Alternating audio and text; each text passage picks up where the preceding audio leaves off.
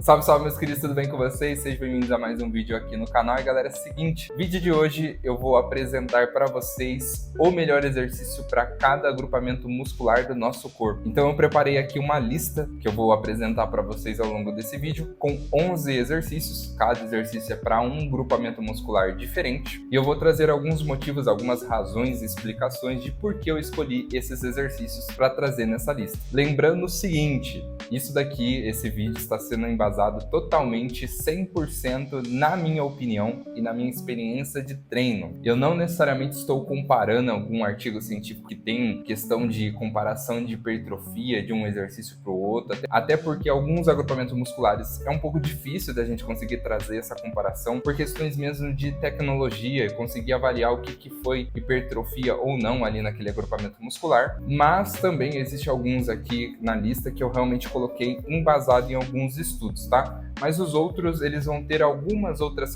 relações e características que são importantes e que realmente é destacável para você conseguir fazer aí no seu treino. Mas antes da gente ir para esse assunto do vídeo, eu vou pedir aí para vocês se inscrevam no canal, ativem o sininho aí das notificações também para não perder nenhum vídeo. Deixa o like nesse vídeo aqui para me ajudar bastante a ter mais alcance de pessoas e o canal crescer mais e mais. Dá uma olhadinha aí no canal, no vídeo passado eu falei sobre o treino fofo e por que você deve evitar esse tipo de treino. Trouxe algumas explicações aí realmente mostrando porque um treino fofo ele não é eficiente. Esse vídeo tá muito bacana. Depois que você terminar esse daqui, dá um confere lá que vai estar na descrição aí do vídeo. Não só isso, me segue lá no Instagram também, vou deixar o arroba aparecendo aqui embaixo, também vai estar na descrição do vídeo. Lá tem conteúdo diário nos stories, é uma forma de eu ter um contato mais direto com vocês. Beleza? Então, dados esses avisos, vamos lá, vamos começar aí que a lista é grande, são 11 exercícios, afinal a gente tem 11 agrupamentos musculares que a gente consegue trabalhar dentro da musculação e tentei trazer assim alguns panoramas gerais em relação aos exercícios. Vamos começar então com a parte das costas. O exercício que eu escolhi aqui foi a remada no banco inclinado. Esse exercício ele é muito eficiente para fazer um trabalho nas costas de uma forma um pouco mais geral. Vai trabalhar tanto o latíssimo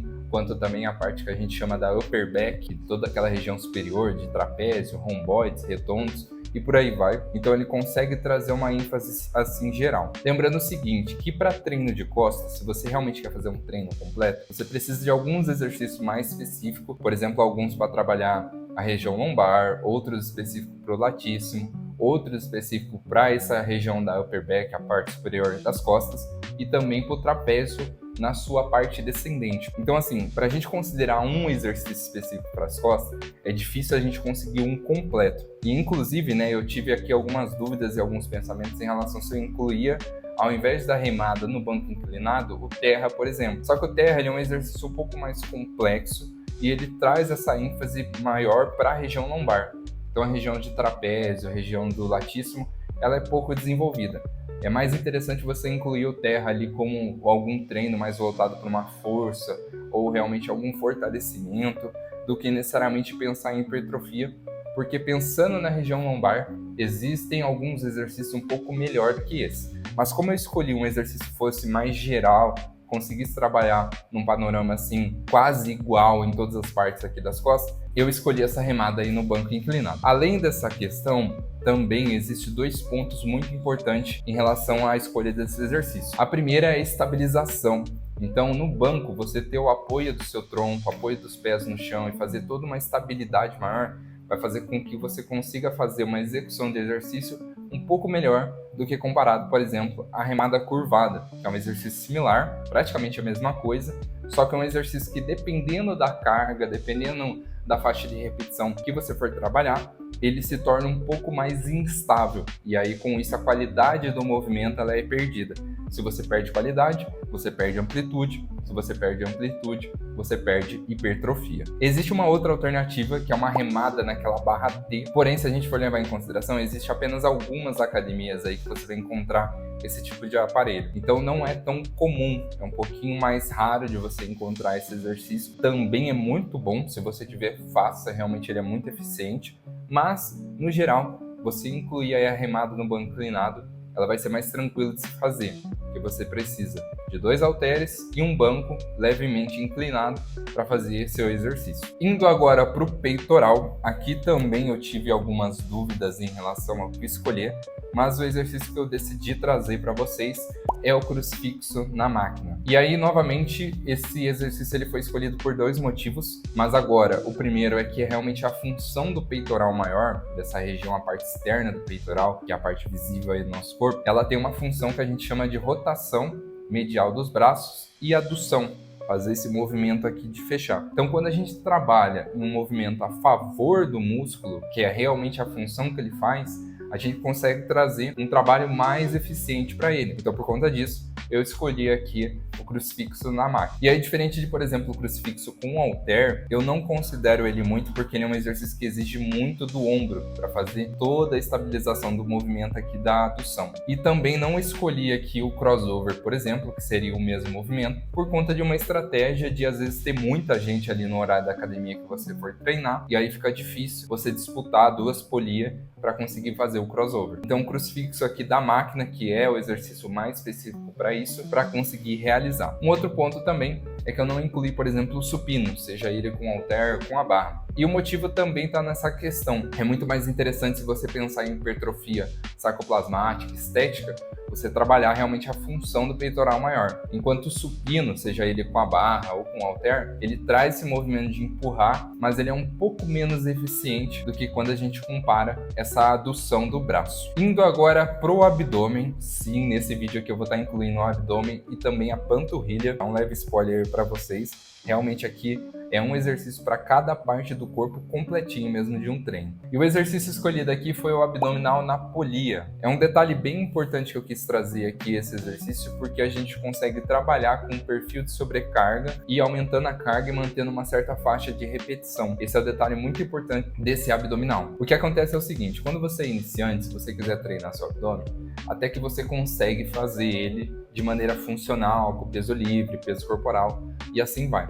Mas o que acontece? Depois de um tempo treinando essa musculatura, ela vai ficar resistente àquele estímulo. Para isso, você precisa fazer 2 coisas. Ou aumentar a carga, ou aumentar o número de repetição para manter essa questão da sobrecarga. E aí, por conta disso, às vezes você fazer o exercício livre, fica difícil conseguir fazer o aumento da carga. Então aí você vai recorrer para o aumento de repetição. Só que com altas repetições nos exercícios, você muitas vezes vai cansar a mente mesmo de fazer um movimento do que necessariamente a musculatura, com uma falha ali muscular ou próximo dela. Então, pensando nisso, você pode utilizar o abdominal na polia, porque aí você vai utilizar os bloquinhos lá para colocar peso e gerar sobrecarga e manter uma certa faixa de repetição. O abdômen é assim como qualquer outro músculo, então você precisa gerar tensão mecânica, sobrecarga, fazer um volume de treino adequado para conseguir realmente estimular e desenvolver essa musculatura. E aí, com isso, o abdominal na polia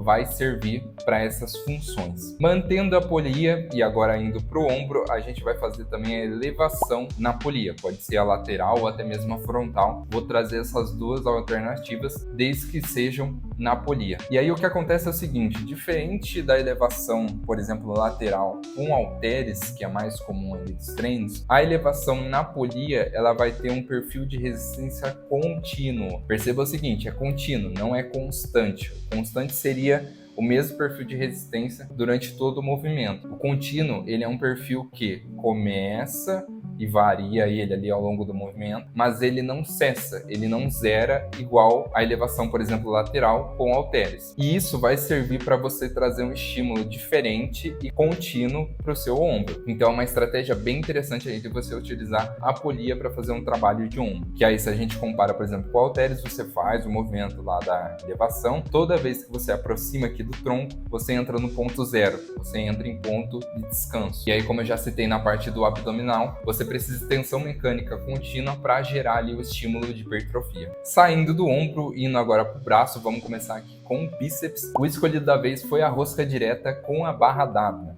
Aqui não teve nenhum tipo assim de invenção, de alguma alternativa mirabolante. E eu escolhi esse exercício pelo simples motivo de que quando a gente faz o mesmo dele com halteres, quando você faz, por exemplo, o alternado, você entra em ponto de descanso no braço que não está fazendo aquele movimento. Então você vai todo momento, faz o movimento, descanso, faz o movimento, descanso. Você fica nessa alternância e aí novamente tensão mecânica, ela vai oscilando e muito nesse tipo de exercício. E se você for fazer a rosca direta com os halteres duplo de maneira bilateral, o que acontece é que a estabilidade ela é bem prejudicada. Fazer esse movimento de flexão aqui do cotovelo pode fazer com que você desequilibre e aí acaba aparecendo uma gangorra ali na hora de fazer o exercício. Enquanto você utilizando a barra W, você consegue ter um apoio das duas mãos no mesmo objeto, que é a barra. Então, com isso, você tem um pouco mais de estabilidade do que comparado com os halteres. Depois do bíceps, a gente tem o tríceps. O escolhido da vez foi ele na polia com a barra V. Essa barra V, ela vai servir para 3 principais questões ali que tem quando a gente realiza o tríceps na polia. Normalmente, a gente tem a alternativa entre a barra reta, a barra V e a cordinha. O que acontece? A barra reta, ela faz com que você consiga trabalhar com uma carga maior, mas amplitude menor quando comparado com a corda.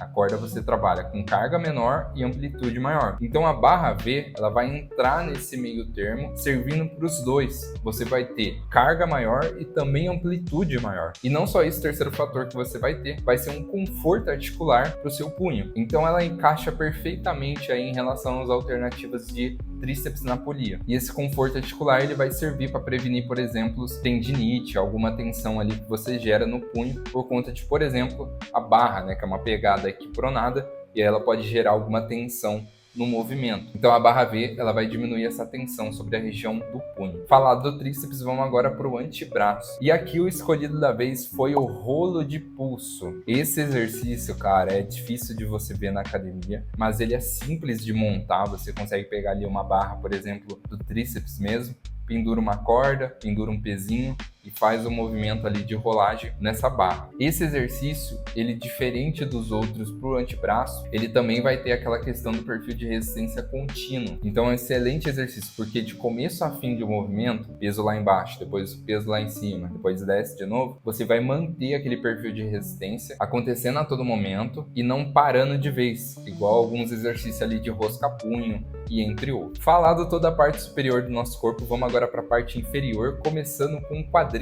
Aqui o escolhido da vez foi a cadeira extensora. Sim, a gente tem aí em relação a um treino de quadríceps 2 padrões principais de movimentos para fazer um trabalho, que seria flexão de quadril e joelho em um agachamento ou leg press, e a gente tem o padrão de extensão de joelho, que é no caso a cadeira extensora. O que diferencia esses padrões de movimento é, além dessa questão do movimento em si que vai diferenciar, é que na cadeira extensora, além dos vastos trabalhados, a gente consegue também trabalhar o reto femoral, que é uma musculatura ali da parte do quadríceps que não é estimulada em nenhuma parte de agachamento, seja leg press, hack ou até o agachamento livre, Smith, tanto faz. Então, para fazer um trabalho de quadríceps realmente completo, a gente tem aí a cadeira extensora que vai encaixar perfeitamente nisso. Um outro exercício similar em relação à cadeira extensora seria o sissy squat. Mas esse exercício aí eu não escolhi ele aqui na lista porque eu acho ele um pouco complexo para se fazer. Não é todo mundo que vai ter uma boa flexibilidade de tornozelo para fazer ele. E também não é sempre na academia que você vai conseguir adaptar. Então assim, a cadeira extensora